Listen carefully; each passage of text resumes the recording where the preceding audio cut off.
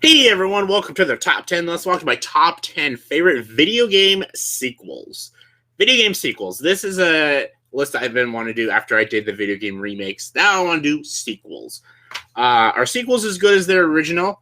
Most of the time, yes, actually. It's not like movies. Usually when sequels to video games come out, they're actually mostly better than the first game and stuff, which is very odd and very strange. I'm not going to say the same thing about Last of Us, but most of the time, that is the case.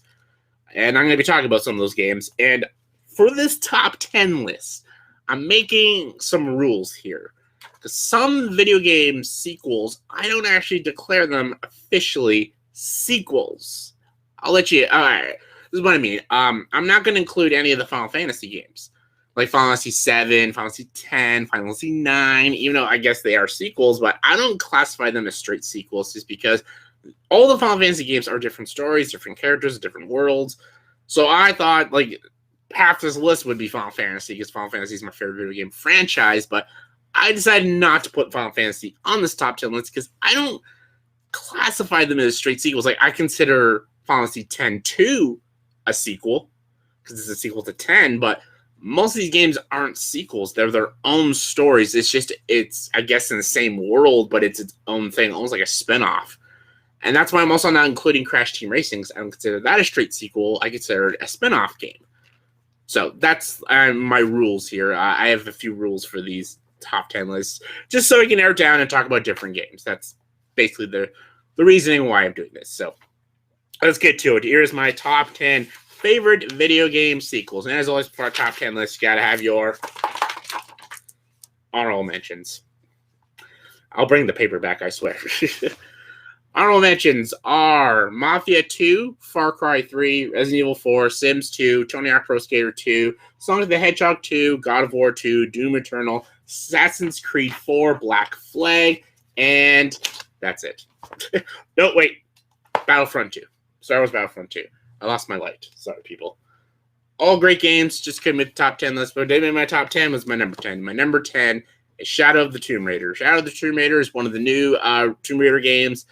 Tomb Raider 2013 was the beginning of this new Redux Tomb Raider, and Rise of the Tomb Raider was its sequel. All good games, have flaws, but they're good. Shadow of the Tomb Raider is the Tomb Raider I always know and love. Tomb Raider Anniversary and Shadow of the Tomb Raider are my two favorite Tomb Raider games. That they represent what Lara Croft really is, and the storytelling that I love so much, the adventure story, the puzzle story.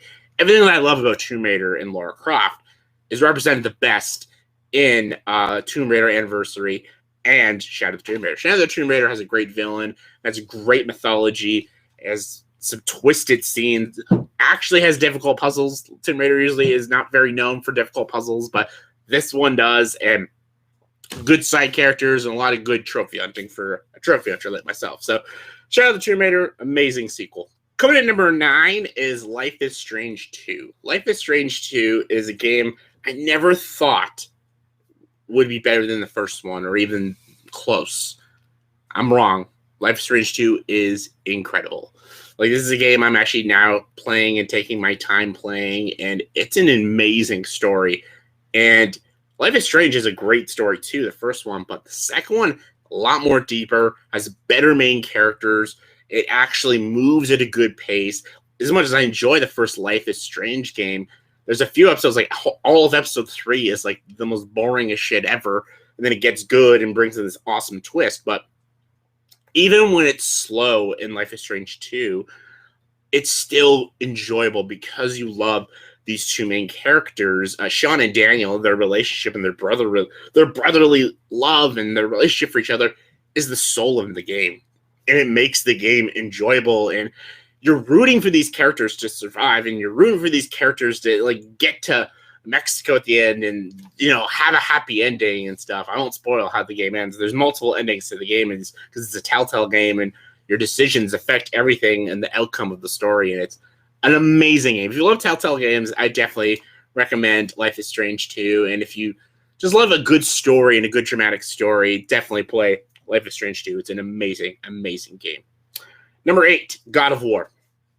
God of War 2018 is not a remake, too. It's an actual sequel. They don't call it God of War 4, and I'm glad they don't.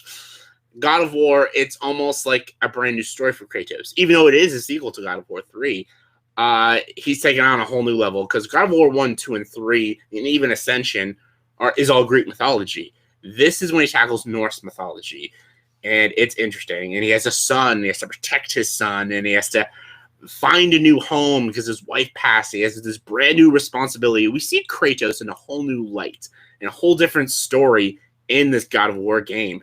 Like, Kratos is always known as this badass who, bangs chicks and fucking kills gods and rips their heads off and shit. We know as Kratos is that amazing brute guy that we love.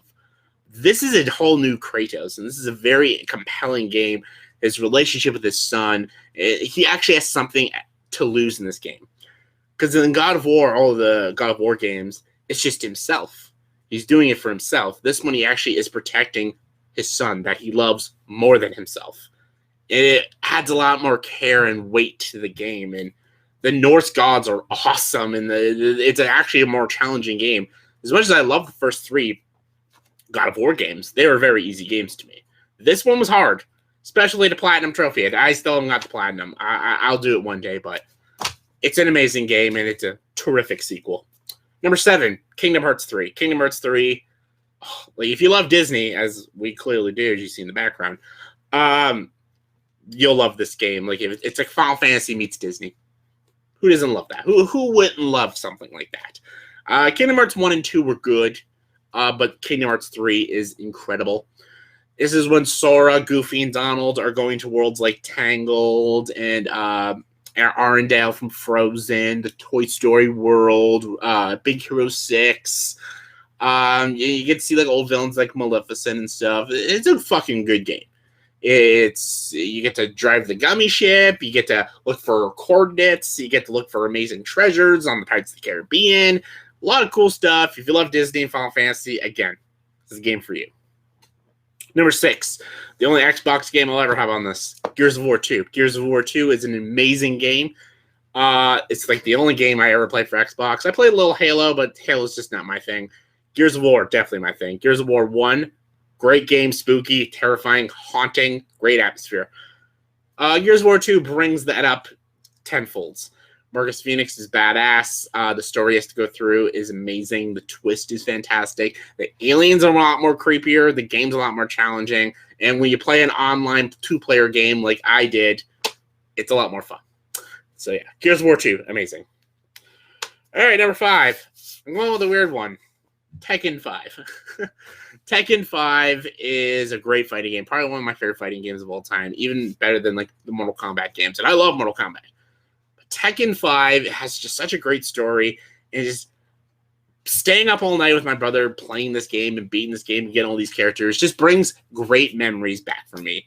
And that's how much I love Tekken 5, is because I just look back at my childhood playing this game for the PS2, and I remember smiling and just having a great time with it. And I just have a lot of nostalgia for Tekken 5, so that's why it's on this list. Number 4, Crash Bandicoot 3 Warped. I was going to go with the new one, number 4, which was amazing, but I still think Warped is the best. I still think it's the best. Actually, I think Crash Team Racing is the best, but Warped is a proper sequel. I consider Team Racing its own little side story, not an actual within the trilogy of Crash Bandicoot. So Warped is still the best. It has my favorite Cortex moments, my favorite Uka Uka moments, my favorite boss fights with End Trophy, Dingle Down, Tiny the Tiger. I love the levels, the Warp levels. It made the game a lot more interesting and actually a little more easier, so which brings my stress levels down. So yeah, that's why I liked it. Number 3, Red Dead Redemption 2. Red Dead Redemption 2 is one of the best PS4 games, PS4 exclusives. Incredible game, great Western, great online play. Playing as Arthur Morgan is a great character. Getting to see Dutch again. Going all the adventure rides, side quests, and the bounties. Just fucking awesome. Red Dead Redemption 1 was an amazing game. Red Dead 2 just knocks it out of the fucking park. And Red Dead 1 is a fantastic game with a great and brutal ending. But Red Dead 2 just you know what? We can up that shit. And they fucking do, and it's wicked. Number 2 is Resident Evil 2. Both original and remake, they're basically the same game, but mostly for the remakes. The remake was really fucking good. It was like the original, but just with today's visuals. Great game, great atmosphere. Playing as Leon S. Kennedy and Claire, it's exactly what I wanted. And I love when you play a zombie game like this and how it feels claustrophobic and it feels like you can't get out. You're playing in this police station, you can't get out of this police station, and then you get to do the story all over again, but through a different point of view and a different character. That's a cool way to play a video game. I always play as Leon first because Leon's my favorite character. Then I get to play as Claire after. Love it. It's spooky. It's terrifying. If you love zombies, you're going to love this. Number 1 is a tie because I couldn't decide which one I liked more. So I just put them both as a tie. These games are nothing alike, but still. They're both, no, they're not. I was about to say they're both Naughty Dog. No, one of them's Naughty Dog. It's Uncharted 4 and Spyro 3, Year of the Dragon.